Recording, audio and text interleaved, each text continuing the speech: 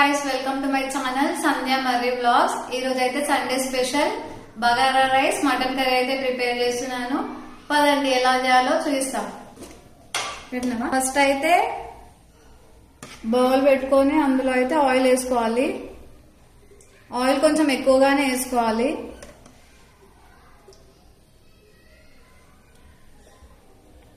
Next oil వేడెక్కిన తర్వాత చెక్క, కొన్ని లవంగాలు, ఇలాచి, షాజీరా అయితే వేసుకోవాలి. పచ్చిమిర్చి వేసుకోవాలి.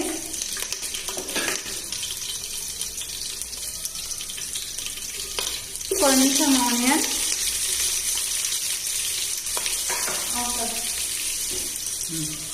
దీన్ని అయితే బాగా అయితే ఫ్రై చేసుకోవాలి.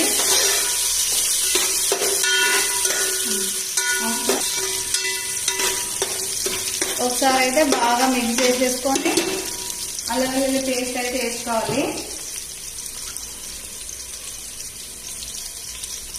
కొంచెం మంచిగానే వేసుకోవాలి. అల్లం వెల్లుల్లి పేస్ట్ తోటే మంచిగా టేస్ట్ అనేది వస్తుంది. అల్లం వెల్లుల్లి పేస్ట్ని ఆయిల్లో మంచిగా ఫ్రై చేసుకోవాలి. అయితే నీట్గా వాష్ చేసుకున్న కొత్తిమీర అయితే వేసుకోవాలి. కొత్తిమీర కొంచెం పోయినా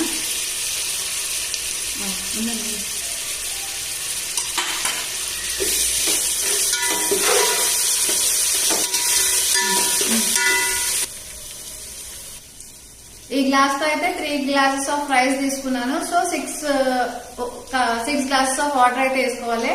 అంటే 1:2 రేషియోలో అయితే తీసుకోవాలి.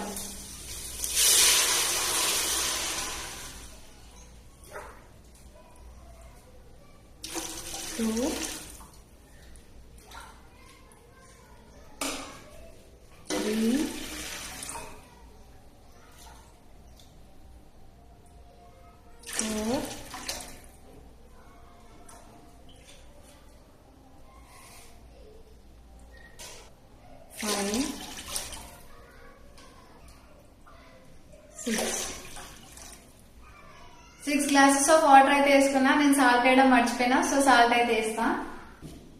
కొంచెమే సాల్ట్ వేసుకున్నా.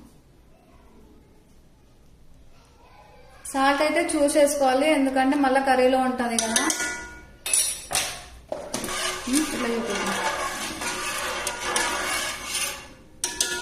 ఇప్పుడైతే లిడ్ క్లోజ్ చేసి పెట్టుకోవాలి. రైస్ అయితే ఈ స్టవ్ పైకి షిఫ్ట్ చేసేసి కర్రీ ప్రిపేర్ చేయడం. ఈ రైస్ గిన్నెను అయితే ఈ స్టవ్ పైకి షిఫ్ట్ చేసి మనమైతే మటన్ కర్రీ ప్రిపరేషన్ అయితే స్టార్ట్ చేద్దాం.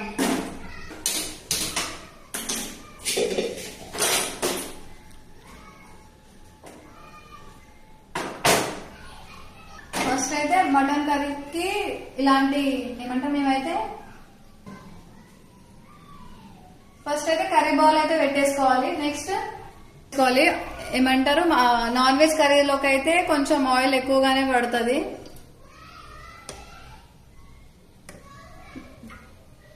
ఓకేనా. 3 స్పూన్స్ ఆఫ్ ఆయిల్ వేసుకున్నాను. ఆయిల్ అయితే వేడెక్కింది. సో ఆనియన్ అయితే వేసుకుంటున్నా.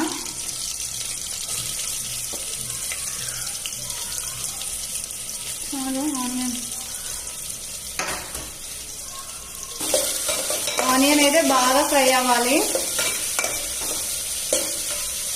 ఇందులోకే ఇప్పుడు అల్లం వెల్లుల్లి పేస్ట్ అయితే వేసుకోవాలి.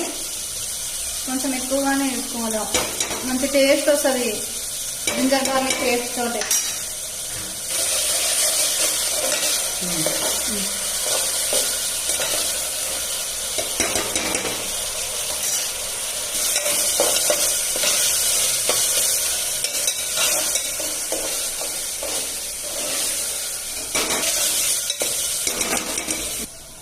ఆనియన్ అయితే ఫ్రై అయిపోయింది. నెక్స్ట్ నీట్ గా వాష్ చేసిన మటన్ అయితే వేసుకుంటున్నా.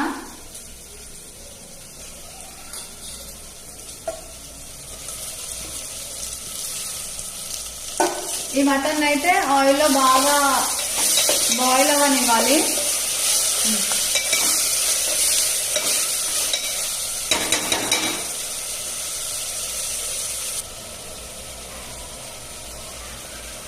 కొంచెం పసుపు అయితే వేసుకోవాలి.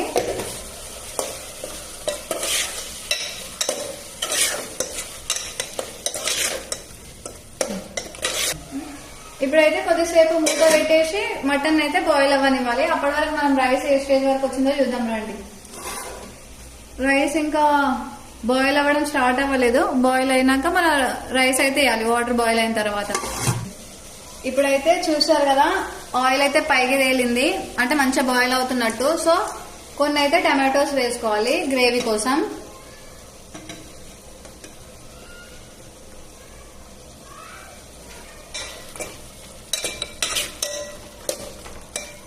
నెక్స్ట్ సాల్ట్ వేసుకోవాలి. సాల్ట్ అయితే చూసేసుకోవాలి, ఎందుకంటే బగారన్నంలో కూడా సాల్ట్ ఉంటది కాబట్టి తక్కువ అయితే మళ్ళీ వేసుకోవచ్చు.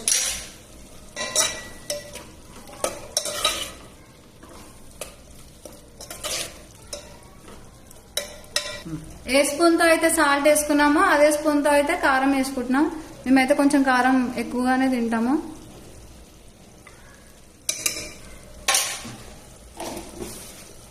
ఈ మటన్ కర్రీ అయితే స్పెషల్ గా మా హస్బెండ్ కోసమే అయితే వండుతున్నా.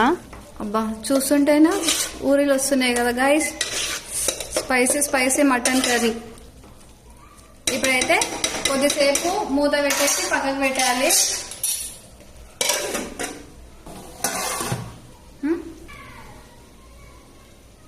ఇప్పుడైతే రైస్ సంగతి ఏందో చూద్దాం.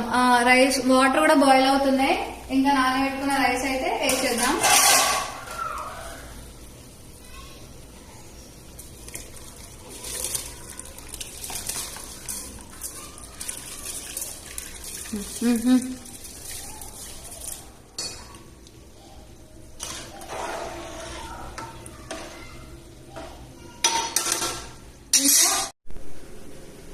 ఫ్రెండ్స్ ఒకసారి అయితే మటన్ ఎక్కడి వరకు వచ్చిందో చూద్దాం రండి.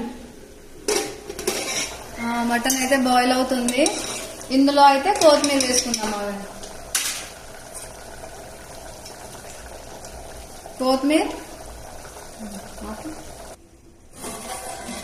రైస్ అయితే ఆల్మోస్ట్ కంప్లీట్ అయిపోయింది. ఒక 1 minute లో అయితే మనం స్టవ్ ఆఫ్ చేసేసుకోవచ్చు. మటన్ అయితే ఆల్మోస్ట్ కంప్లీట్ అయిపోయింది. నెక్స్ట్ మసాలా వేసేసుకొని తీసేయడం, దింపేయడమే. చాలు చూడండి, ఎమ్మి ఎమ్మి సూపి సూపి మటన్ కర్రీ అయితే రెడీ. గైస్ వేడి వేడిగా బగారా రైస్ మటన్ కర్రీ అయితే పెట్టేసుకున్నా. టేస్ట్ చూసి చెప్తా ఎలా ఉందో. ఫస్ట్ అయితే ప్లెయిన్ బగారా రైస్ అయితే టేస్ట్ చూసి చెప్తా. కాలుతుంది చాలా.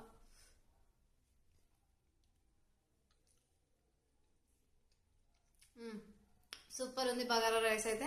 ఇప్పుడు ఒక మటన్ పీస్ పెట్టుకొని చెప్తాను.